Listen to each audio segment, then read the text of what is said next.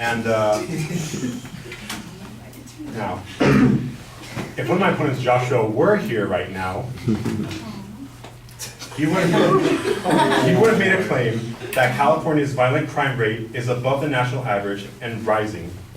Now, I'm not going to refute that California's crime rate is high because it's California. We're the most populous state in all of America. We're going to have 33 million people in one small, well, not small, but one piece of the United States. Obviously, gun crime is going to be high. However, violent crime is not as bad as it was a year prior.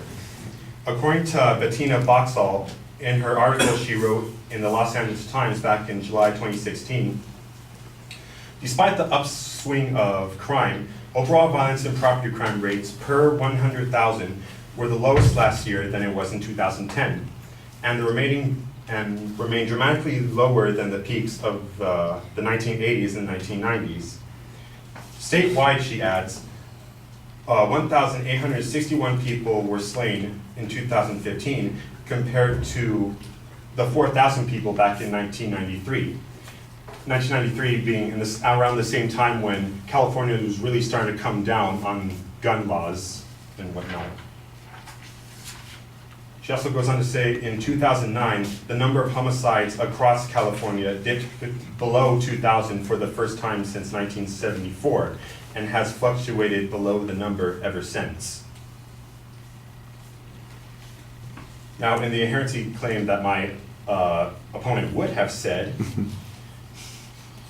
he claims that he would have claimed that concealed carry weapons permits holders are less likely to commit crimes.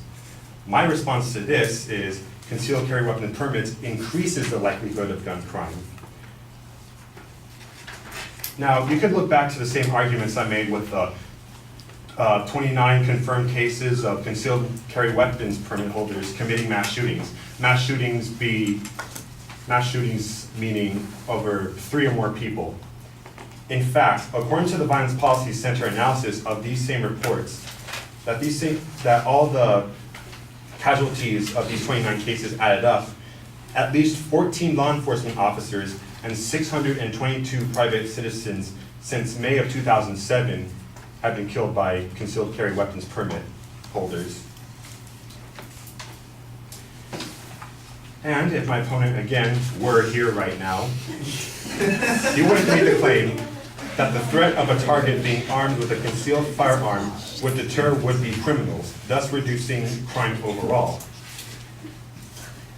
Now, my response to this, that having a concealed carry weapon would be an adequate means of defending yourself, is that using guns as self-defense is actually very rare. According to Michael McLaughlin, a criminal justice reporter, in his article he wrote in the Huffington Post back in June 2015, McLaughlin says that American gun owners are far more likely to injure themselves or someone else with their firearm than stop a criminal. And he also cites a study released by the Violence Policy Center again, where it's found that 258 justifiable homicides involving citizens using firearms in 2015, compared with 8,342 murders of a gun. Even if a criminal isn't shot down, the study found that civilians rarely use guns to protect themselves, and intended victims of property crimes engage in self-protective behavior with a firearm. Only 0.1% of the times were targeted by a crook. He also goes on to cite Josh Sugarman, the executive director of the NRA, the National Rifle Association, where he says that the NRA has staked its entire agenda on the claim that guns are necessary for self-defense.